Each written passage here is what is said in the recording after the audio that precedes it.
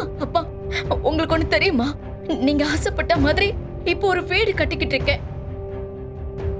உங்க பொண்ணு உங்க கண்டுபிடிப்ப வச்சு எனக்கு நிறைய சாதிச்சுக்கிட்டு இருக்கேன்ப்பா. இன்னைக்கு உங்க பொண்ணு பேரு சொன்னா இந்த சொசைட்டில எல்லாருக்குமே தெரியும்பா. நீங்க கண்ட கனவெல்லாம் கொஞ்சம் கொஞ்சமா நனவாயிட்டு இருக்குப்பா. இந்த நேரத்துல நீங்க என் கூட இருக்கணும்னு நினைக்கிறேன். ப்ளீஸ்ப்பா, நீங்க வீட்டுக்கு வந்துருங்க. உங்களை பார்க்கணும்ப்பா. இப்போதைக்கு என்னால நேர்ல வர முடியாதுமா. நான் ஒரு பெரிய பிரச்சனையில மாட்டிக்கிட்டு இருக்கேன். அதெல்லாம் உனக்கு இப்ப சொன்னா புரியாதுமா.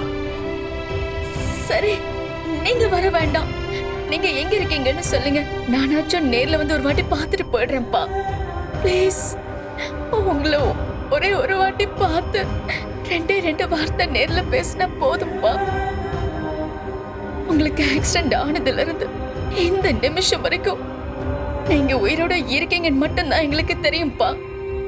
ஆனா உங்களை நான் நேர்ல பார்க்கவே இல்லை. அப்பா ப்ளீஸ்ப்பா, ஒரே ஒரு தடவை நான் பார்த்துடுறேன். நீங்க எங்க இருக்கீங்க? நான் இப்போ ரெட் ஹில்ஸ்க்கு பக்கத்துல இருக்கேம்மா. சரி, நீங்க லொகேஷன் மட்டும் அனுப்புங்க. நான் உடனே அங்க வந்துடுறேன். நான் லொகேஷன் அனுப்புனா யாருக்காவது சந்தேகம் வந்துடும்மா. நான் அட்ரஸ் சொல்றேன், அங்க நீ வந்துடுறியா? சரிங்கப்பா, நீங்க அட்ரஸ் சொல்லுங்க. சொல்லுங்க. அஞ்சலி பேசுறத பார்த்தா அவ அப்பாவோட லொகேஷனை தான் நோட் பண்ணிக்கிட்டு இருக்கா போல. அப்பா, நான் உடனே வந்துடுறேன். நீங்க அங்கே இருங்க. ஆனா அப்பா, நம்ம வீட்டுக்கு வந்துடுறீங்களா? என்ன சூழ்நிலை வந்தாலும் நீங்க எங்களை விட்டு பிரியவே கூடாது.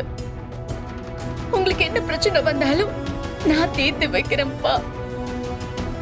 நீங்க ஆசைப்பட்ட மாதிரி பிசினஸ்லயும் நம்ம நல்ல பொசிஷன்ல இருக்கோம்ப்பா. உங்க மேல இருக்கிற குற்றச்சாட்டு எல்லாத்தையுமே சரி பண்ண முடியும். சரிம்மா, சரி, நீ சீக்கிரமா வா. நேர்ல பேசிக்கலாம். உனக்காக அப்பா இங்க நான் காத்துக்கிட்டு இருக்கேன். ஆனா நீ வர்றது யாருக்கும் தெரியக்கூடாதுமா. தனியா வரணும், சரியா? நீங்க அங்கே இருங்க, நான் இப்பவே வந்துடுறேன். அப்போ அஞ்சலி அவ அப்பாவை தான் பார்க்க போறாளா? அவர் எங்க இருப்பாரு? அஞ்சலி கிட்ட கேட்டா அவ அப்பா இருக்கிற இடத்த கண்டிப்பா சொல்ல மாட்டா. இப்ப என்ன பண்ணலாம்? அஞ்சலி அவ அப்பாவை மீட் பண்ணிட்டா அது எனக்கு தான் ஆபத்து.